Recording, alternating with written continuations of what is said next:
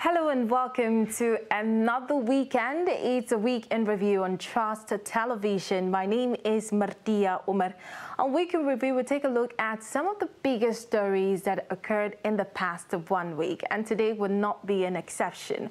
But we'll start with the health sector. Health matters, very important. We'll start with this one that has to do with World Malaria Day. So the fight against malaria remains one of the humanity's biggest public health challenges, despite decades of effort to address the malaria challenges through various interventions.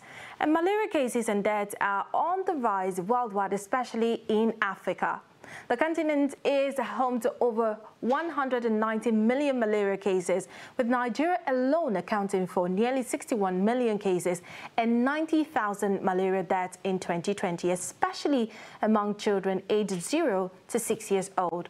In line with the theme of the 2022 World Malaria Day, which is harness innovation to reduce the malaria disease burden and save lives, stakeholders on the disease eradication are advocating for the use of novel malaria vaccine in countries with high risk of transmission. Trust TV's Aisha Saliu filed in this report for World Malaria Day.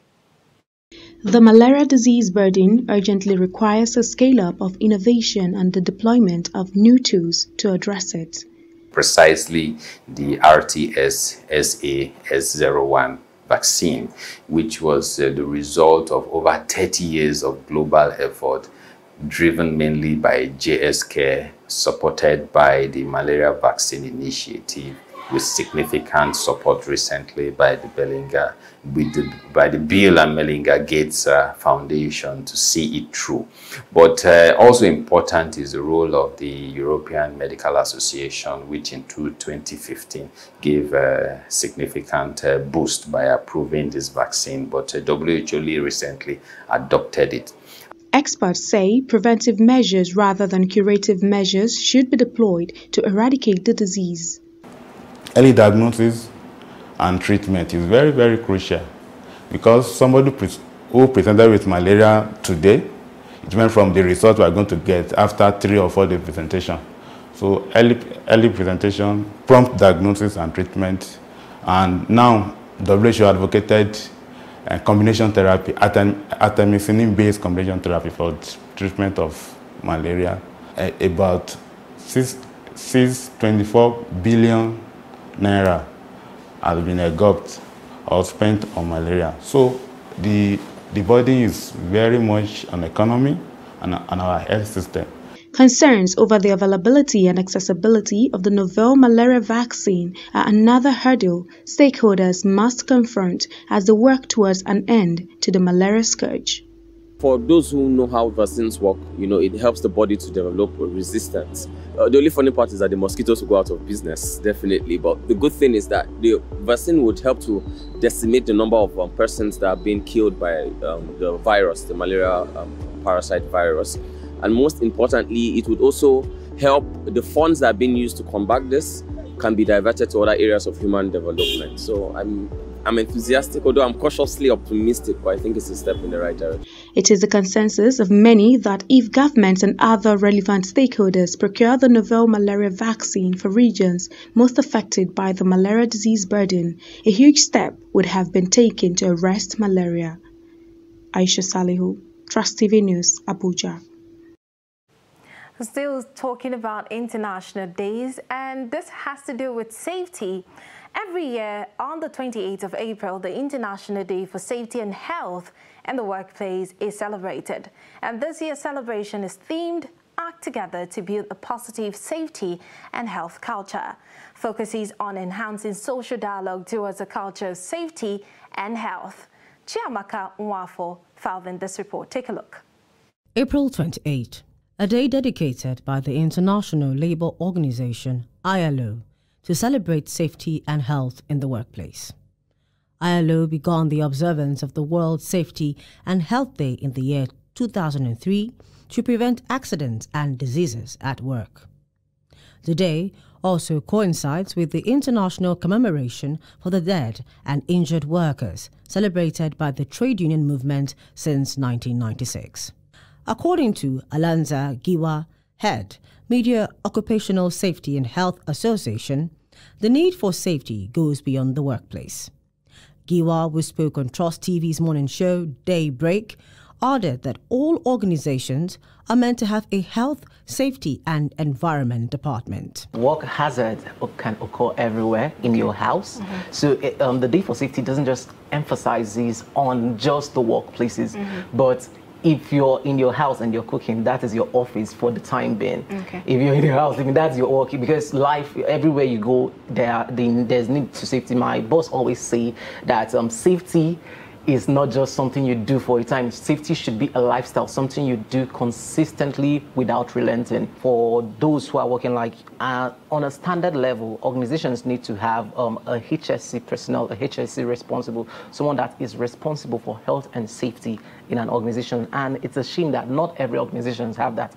Matter of fact, some organizations are not totally oblivious of what that entails. While explaining the roles of both employer and employee, Giwa said it was the duty of the Ministry of Labour to implement and enforce safety and health at workplaces in Nigeria. The Federal Ministry of Labour and Employment has the mandate. They have a Department for Occupational Safety and Health, which has a sole mandate to ensure the localization and enforcement of that. And although we are not really there yet, it's actually a call for them to step into action proper, so that we don't just have policies, but we have policies that are actually working. The employer in itself has a role, as I mentioned earlier, to ensure that people are adhere to the rules and regulations as it entails safety, to provide all the necessary means. But it doesn't end there. It has to do with the employee also enacting and adopting those rules. Barrister Ezekiel Ugochukwu is a legal practitioner. He tells us the position of the law in Nigeria as it relates to accidents in the workplace. He spoke in a telephone chat. We have laws guiding them. The Labor Law, the Labor Act accommodates the rights of employees. An employer has an obligation to ensure that the condition of the office, of the workplace, is in such a way that will not cause injury to the workers. If he fails in such duty, it can be held liable for failing in its obligation to provide a safe place for workers. With the above in mind, how safe is your workplace for employees as an employer? And as an employee, do you adhere to the safety regulations? And away from health matters, members of the Southwest Agenda for Asiwaju visited Daily Trust headquarters on Monday last week to seek for support of the organization towards the 2023 general elections. And according to them, the media plays a vital role in bridging the gap between politicians and the people. The report. The group, which is led by its chairman and former Senator Dayo Adeyeye, commended Media Trust Limited for the successes it has recorded so far in carrying out its media operations. According to him, the visit is part of preparation ahead of 2023 general elections for Bola Ahmed Tinubu. And I want to commend you also for the additions you have made to your products. You now have a television and also a radio station. Yes. We are canvassing for Asiwaju Bola Ahmed Tinubu. In another 1 month or so, the primaries will be decided. We are hopeful and optimistic that he will win the primaries. And then we enter into a new phase, which is now general election campaign. At this time, we are working for that one already. That's why we are here. Dayo Adeyeye also said he's optimistic about Bola Ahmed Tinubu in the polls as more people continue to rally around him. When I say 14 million votes, I say it with all sense of responsibility, without any fear of contradiction at all, going forward. He will command at least 14 million votes today in the Southwest. And that is conservative estimation. The general manager of Trust TV and deputy editor of Daily Trust newspaper thanked the group for paying the visit, assuring them of getting the right information to its readers and viewers as the polls draw closer. We want to have a point of call, somebody we can reach out to say, we want to speak to somebody from your campaign, or we want to know what your campaign is doing, so that we'll be able to reflect those aspirations of your candidate in our coverage. We believe that the road to Aso Rock for Asiwaju Bola Ahmed Tinubu, but as well as for any other candidate, will pass through our audience. We have that platform, and we are here, and we will be happy to cooperate with you and work with you in getting stories to our readers and our audiences. And now to security matters. Recently in the Federal Capital Territory, there have been lots of reports about kidnapping and influx of bandits from neighboring communities or states into the Federal Capital Territory. And recently a village has been sacked as a result of that. Residents of Adagba community in Yaba ward of Abaji area council of the FCT have fled their homes after bandits attacked the community, killing a 23-year-old man and a girl. They stole about 20 motorcycles, and the bandits were said to have also abducted about 16 residents of the community and carted away food items and cash. Trust TV visited the community, and this is what we found out. Take a look. Adagba community, home to over 1,500 people, is about 40 kilometers drive from Abaji town. On our way to the community, we see residents carrying their belongings and fleeing to safety. The rate of insecurity in this part of town is becoming unbearable. It didn't just happen in Adagba community in Yaba ward in the Abaji local government or Abaji area council, so to speak, but it also happened in neighboring villages where people are already scampering for safety. As you can see behind me in the Yaba Lafia community, very close to the Adagba community in the Yaba ward, Abaji area council of the Federal Capital Territory, people are already making their way out of the community because they fear the worst. And that is the situation of things right now. The Madaki of Adagba, Adamu Wambai, is surrounded by the rest of the villages yet to flee, speaks about how a home to more than 1,500 residents has turned to a ghost town. We have to go to forest, far place, to go and sleep. Because of them, they may come at any time. The way they used to come. They may come at any time, the way they used to come. And one will say we will sleep at home now. We don't know what may happen. Now we kill. They're now coming not to pick anybody. They're coming for slaughter. That is what they promise. Nothing is done. And from that, turning back to go back to where they came from, the villages, so that they cannot be able to sleep today without this security, they decide to leave the village.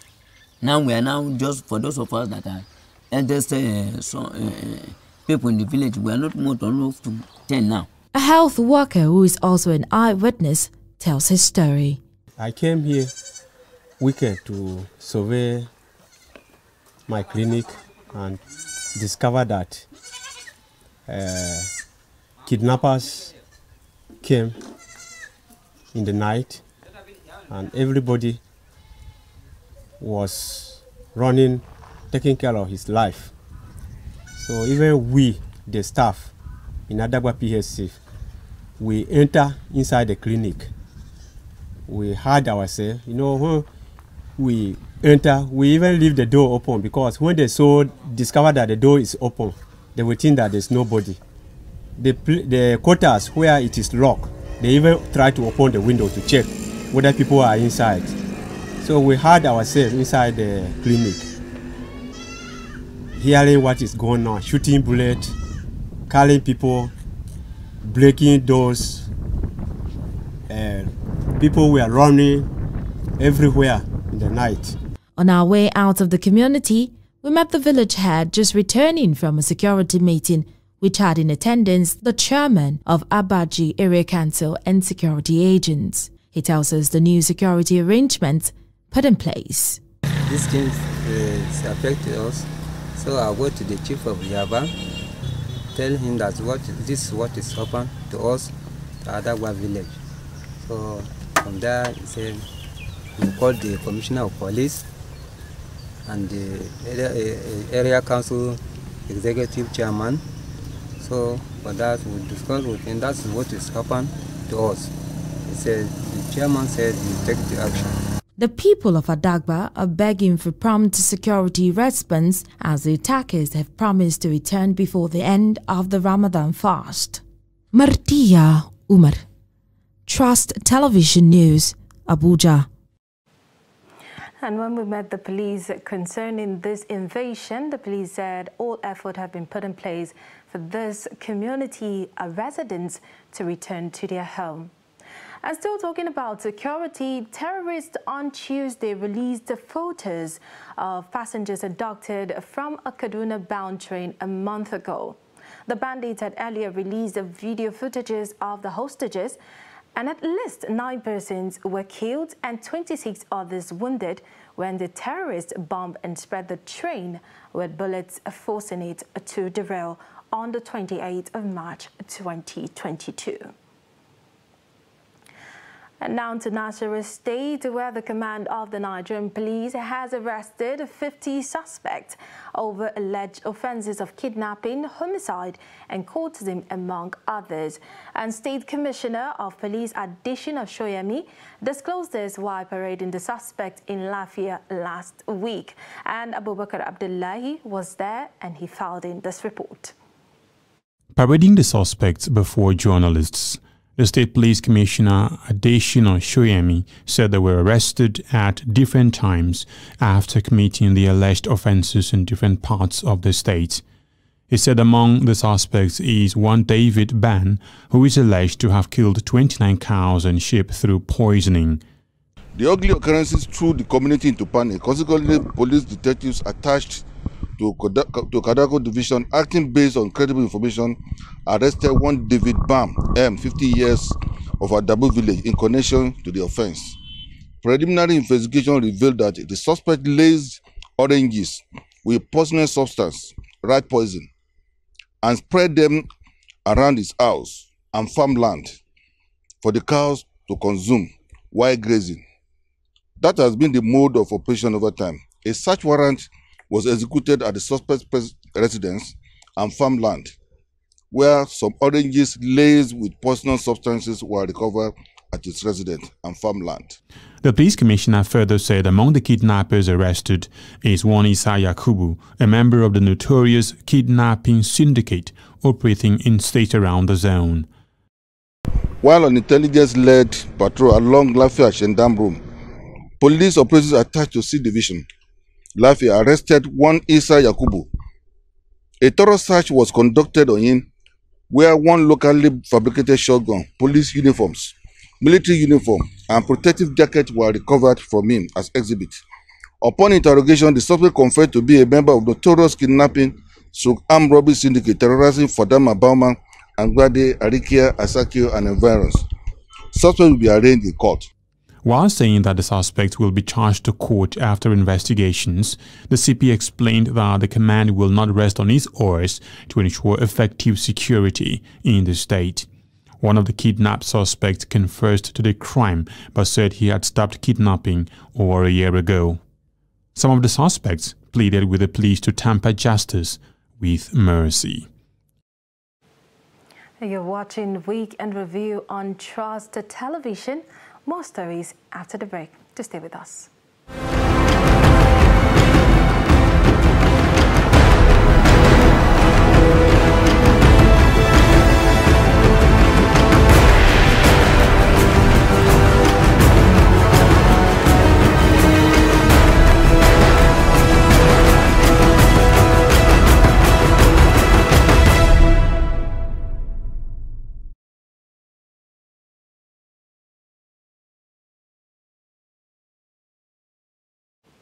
Welcome back. Thank you for staying with us. You're still watching Weekend Review on Trust TV. And moving on to more stories, so we'll move on to Kano State, where the government of Kano State has commenced a 10-day emergency refuse evacuation and disposal exercise across the state. And the exercise is in response to public outcry over accumulated refuse in many parts of the state. Trust TV's correspondent Idris Jibrin, who went around the city, reports that so far over 500 trucks of the waste have been evacuated. His report. Cape Gate is a waste management company contracted by Kano State government to be carrying out routine environmental sanitation across the state. But for several weeks, this company could not operate at full capacity, which recently made a refuse dump to become a common sight in many parts of Kano metropolis, resulting to various inconveniences that are threatening the environment. This is terrible. It's too much. Even if they build this thing, you can say the better person for body. If you break a tire, now dust you go to blow. Even for house, we not feel stay for house. If you see my house, that's why the big thing will enter inside the house. This dirty, at least they are fighting for coronavirus, but this is more than coronavirus. Every day you cannot breathe, you cannot eat. Even if I'm using face masks to pass here. Tagged Operation Keep Kano Clean. This 10 days exercise is part of the state government direct intervention toward refuse evacuation and disposal. We have mobilized resources, and we have also sought for corporate social responsibility from private organizations. So we have had a meeting with all the companies that are undertaking projects in Kano, private companies, and we requested them to support us in any way they can. The problem of indiscriminate refuse dump, non-payment of refuse evacuation fee by the residents are believed to be among the major factors threatening the productivity of Cape Gate Waste Management Company in Kano. On a daily basis, we evacuate an average of 50 trucks of waste from Kano. So that is approximately about 300 trucks evacuated over the last 6 days. I believe yesterday we evacuated, I think, about 70 trucks, and I believe today we are going to do more than that. Although the 10 days emergency intervention by the state government will reduce the amount of refuse dump in Kano, but the threat of environmental pollution may likely remain unabated unless prompt payment of refuse evacuation fees by the residents are accompanied by a properly government-implemented legislative policies. Idris Jubrin, Trust TV News, Kano. And now to election and political matters. The 2023 presidential election is gaining momentum, with more people declaring intention or stating intention to contest for the 2023 presidential position. And the latest of them, after the Minister of State for Education declared, was the Chairman Senate Committee on Capital Markets, Senator Ibikunle Amosun, representing Ogun Central. And he has notified the Nigerian Senate of his intention to contest the 2023 presidential race, just as Senator representing Sokoto South, Ibrahim Dambaba, announces defection from the People's Democratic Party to the ruling All Progressives Congress, APC. These were part of the activities on the floor of the Senate during plenary on Wednesday. Take a look. Senator Ibikunle Amosun's notification is contained in a letter addressed to the Senate and read by the President of the Senate, Ahmed Lawa, during plenary on Wednesday. Notification and invitation to the formal declaration to contest for the office of President of the Federal Republic of Nigeria under the All Progressives Congress, APC. I bring the greatest respect that I write to notify you and my distinguished colleagues of my intention to contest for the office of President of our dear country, the Federal Republic of Nigeria, and to respectfully invite you and my distinguished colleagues to the formal declaration ceremony. Lawa stated this shortly after reading a letter forwarded to him by Senator representing Sokoto South, Ibrahim Dambaba, in which Dambaba notified the Senate President of his decision to defect to the APC. Dambaba said he is leaving the opposition party, PDP, as a result of the internal crisis rocking the party.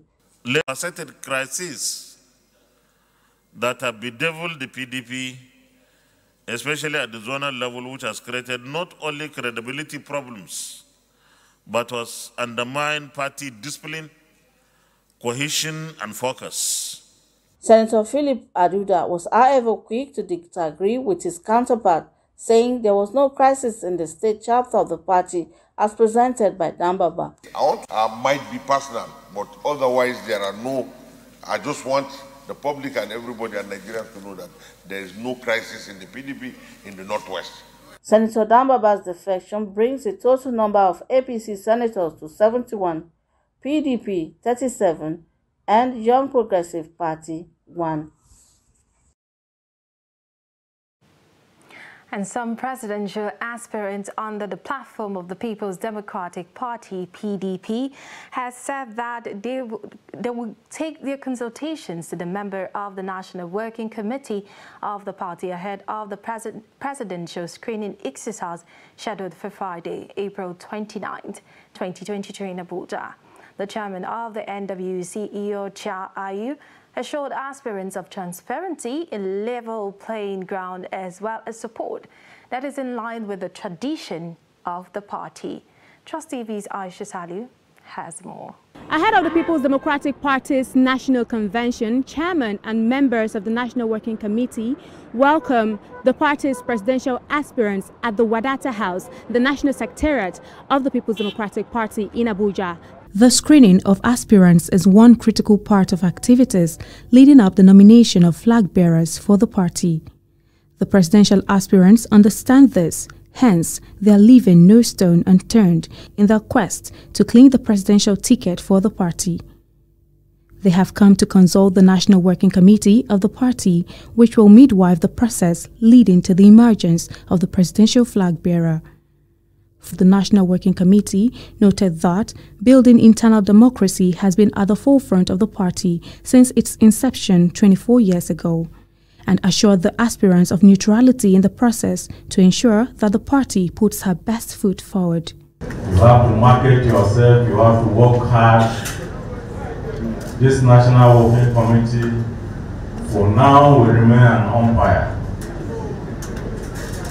People's Democratic Party at the Wadata House, the also contributions of the chairman and members of the National Working Committee of the party. The party is ensuring that come 2023 presidential election, the party is going to be gender inclusive, where all genders will have equal right to contest, and whoever emerges the winner at the primaries, the party is giving its full support to that particular candidate for the presidential election. Aisha Salihu, Trust TV News, Abuja. And as Muslims prepare to mark yet another Eid al-Fitr celebration, residents in Kano are lamenting the high cost of food items and other essential commodities. And Trust TV's Idris Jibril reports that despite the current economic challenges, businesses in Kano are still booming, with many people from different parts of the country trooping in for Salah celebration. And with that, we'll end this week's edition of Weekend Review. Remember to join us next week, same time, same station. My name is Martia Umar, but for more updates, follow us across all our social media platforms. Thank you for watching, and bye for now.